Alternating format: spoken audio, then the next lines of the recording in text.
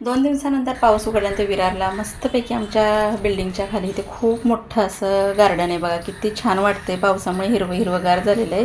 आणि इथे कारभाऱ्यांसोबत आम्ही मस्तपैकी मॉर्निंग वॉकला आलो आणि मग आल्यानंतर घरी छान असे आवडीचे कांदे पोहे केले. आता कांदे पोहे म्हटलं की प्रत्येकाची आठवण जागी होते. आठवण जागी झाली का नाही नक्की सांगा.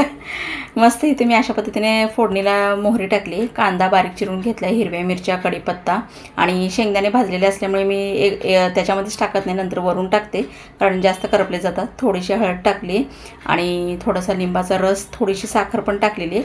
मस्त लागतं असं आंबट गोड पोहे. म्हणजे थोडंसं आंबटपणा असला आणि गोडपणा असला की पोह्याला कशी छान चव येते, तशी संसाराला सुद्धा येते बरं का. आंबट गोड असावा संसारसुद्धा.